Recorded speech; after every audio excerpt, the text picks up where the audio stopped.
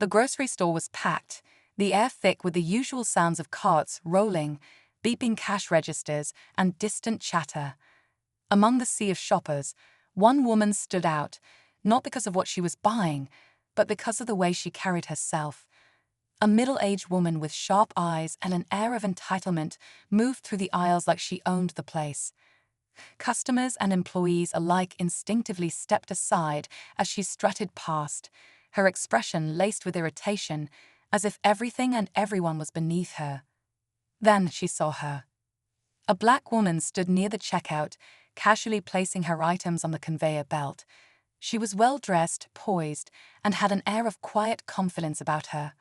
She wasn't bothering anyone, just going about her day like everyone else.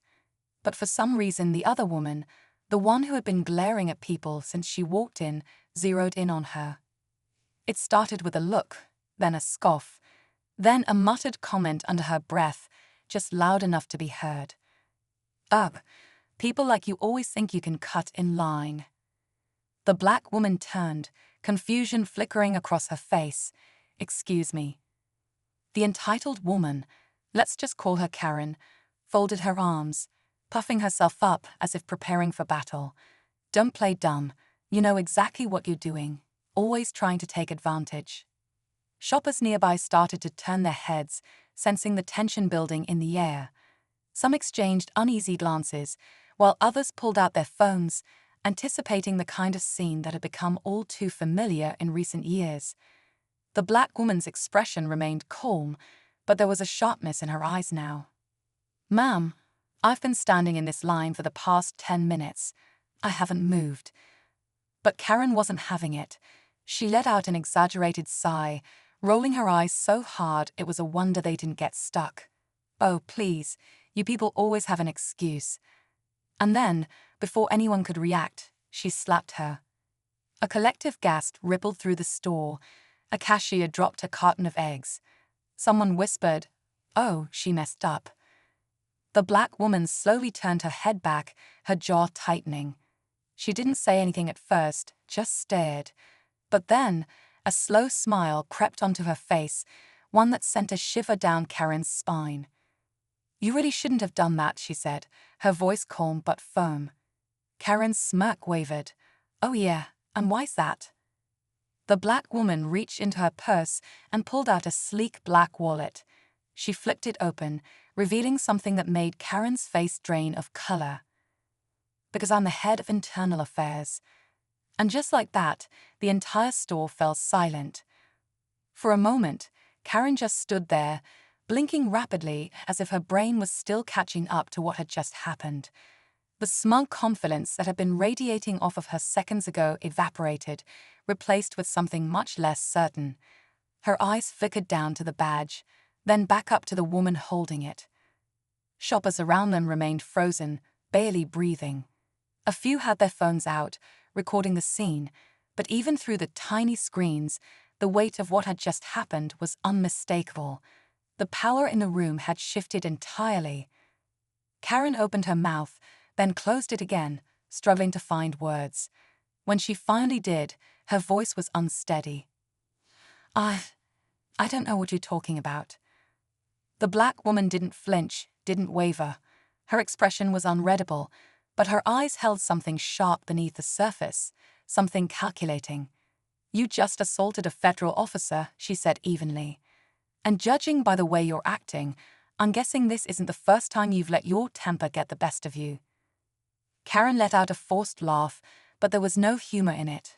"Oh, come on. You're joking, right? I mean, you can't be serious." Her gaze darted around the store, looking for support, but the faces staring back at her offered none. If anything, they looked entertained. Some even looked satisfied, like they had been waiting for someone like her to finally be put in her place. The woman calmly put her wallet away and crossed her arms. "Do I look like I'm joking?" Karen took a step back, suddenly feeling cornered. "Look, I didn't mean." She hesitated, her hands shaking slightly as she attempted to force a pleasant smile onto her face. "I was just frustrated. It was a misunderstanding, that's all." The woman tilted her head slightly, her eyes narrowing. "A misunderstanding." Karen swallowed hard. Yes. I mean, I didn't even hit you that hard. And you were standing there like you were cutting in line. You assumed I was cutting in line because of what exactly? The question hung in the air, heavy and unspoken, but Karen refused to say it out loud. She shook her head quickly, her face burning. I just thought. Because I don't recall pushing past anyone, the woman continued, her tone still calm, but now edged with something firmer. I don't recall speaking to you before you confronted me, and I certainly don't recall giving you permission to put your hands on me. Karen opened her mouth again, but no words came out. The weight of the situation was settling in now, pressing down on her chest. A store manager, who had been lingering hesitantly nearby, finally stepped forward. "Ma'am," he said, looking at Karen cautiously, "I think you need to come with me." Karen spun around, her panic rising. "What? No, this is ridiculous. She's blowing this way out of proportion." The woman's lips curled into the slightest smirk. "Am I?" And with that, the tension in the room only thickened. Karen's breathing grew uneven as she turned back to the woman, searching for some way out of this. The whispers around the store were growing louder now, like a wave rolling in, ready to crash down on her. She had always been the one in control, always the one who could talk her way out of things. But this was different. This wasn't some random employee she could bully or a customer she could intimidate. This woman had power, real power. And worst of all, Karen knew she had just made the biggest mistake of her life.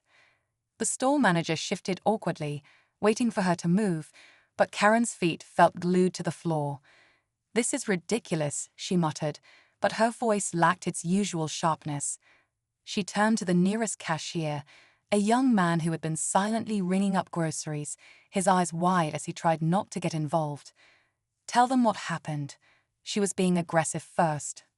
The cashier blinked, looking unsure. I didn't see her do anything." "You kinda just..." He hesitated, then shrugged. "You hit her." Karen's face burned. "Oh, so now I'm the bad guy," she snapped, looking around the store for anyone who would back her up. But all she saw were disapproving stares. Some looked amused, others disgusted, but none were on her side. The woman in front of her hadn't moved an inch, her arms still crossed, her expression still unreadable. "You can leave quietly," she said, "or we can take this further." Karen knew exactly what that meant. The police, charges, a record that would follow her. She swallowed hard, but then her pride kicked in, that stubborn voice in her head screaming at her not to back down. "This is harassment," she hissed. "You're using your position to bully me." The woman raised an eyebrow. "Harassment? That's an interesting choice of words. And what exactly would you call what you just did to me?" Karen had no answer for that. Meanwhile, a woman near the front of the store, phone still in hand, let out a quiet laugh. "Oh, this is definitely going viral." Karen's stomach twisted. That was the real danger, wasn't it? The badge was bad enough, but the cameras? The internet? That was something she couldn't control. She could already imagine the headlines, the comments, the calls from people she knew asking if she had really done something this stupid. She needed a way out, fast.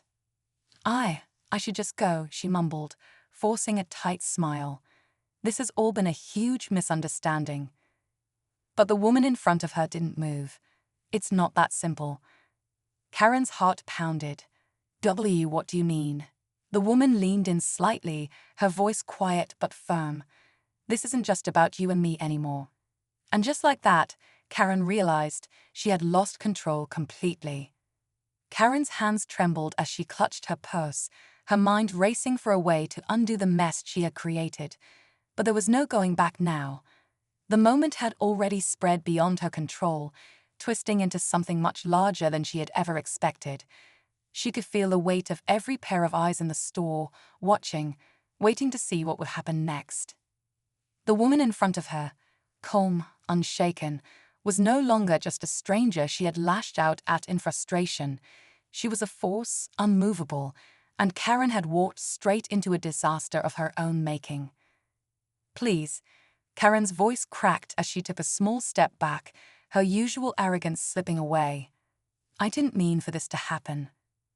The woman studied her for a long moment, tilting her head slightly as if trying to decide whether Karen's sudden change in tone was genuine or just another desperate attempt to save face.